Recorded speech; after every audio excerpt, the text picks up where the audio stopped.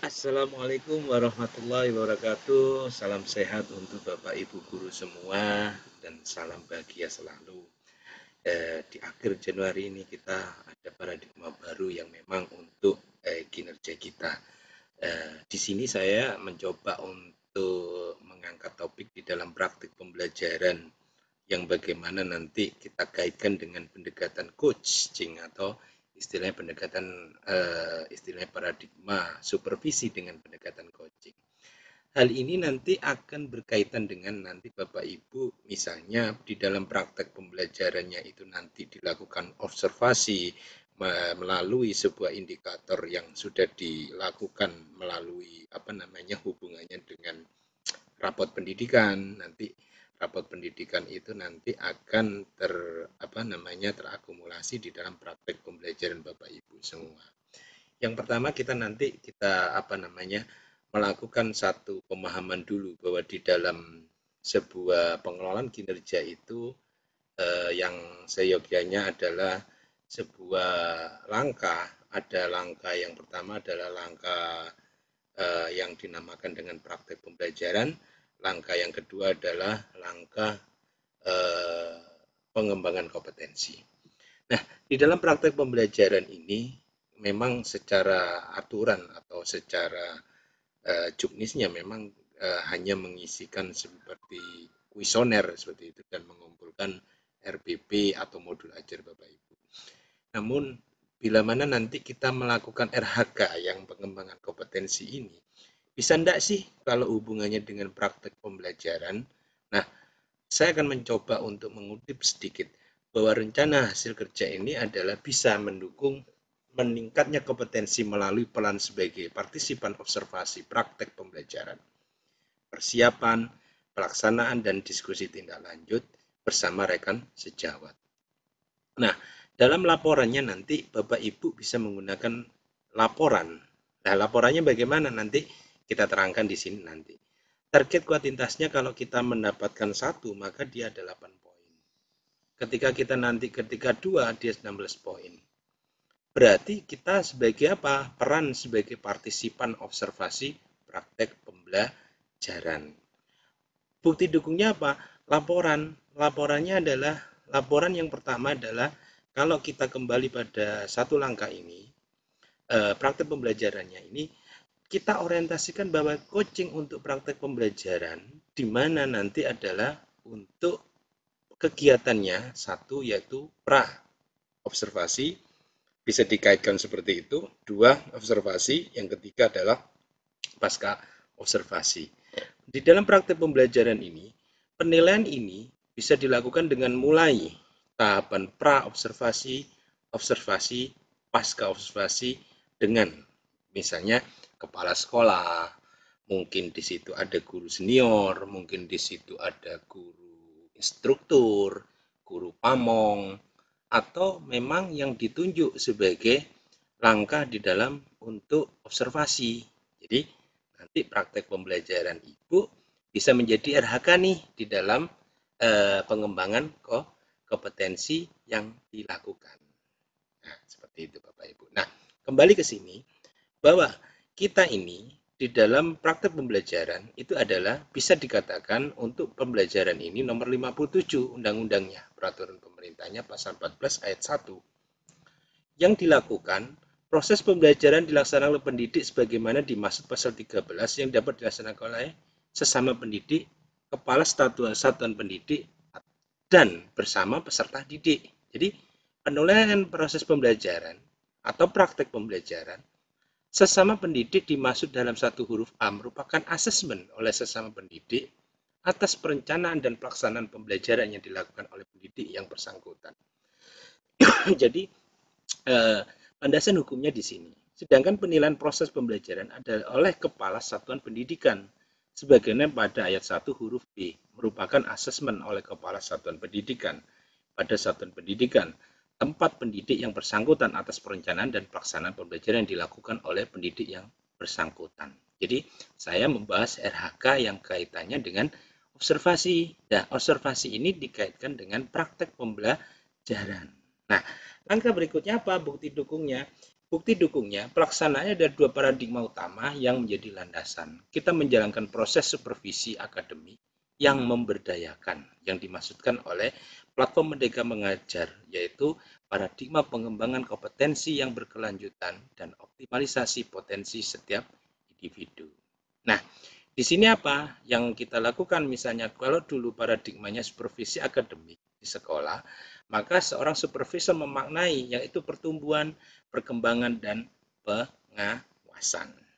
Jadi Bapak Ibu semua di sini nanti Bapak Ibu bisa melakukan pengisian RHK yang ada kaitannya dengan meningkatnya kompetensi melalui peran serta partisipan observasi praktik pembelajaran. Mulai dari persiapan, pelaksanaan, dan diskusi tindak lanjut bersama rekan sejawat. Nah, artinya ini sama nanti dilakukan walaupun di dalam PMM-nya atau di dalam praktek pembelajarannya tidak tersedia dalam item ini, tetapi kita bisa melaksanakan bahwa ini sebagai rencana hasil kerja yang tanpa harus menggunakan sertifikat. Seperti itu ya Bapak Ibu semua. Nah, bagaimana nanti bukti dukungnya?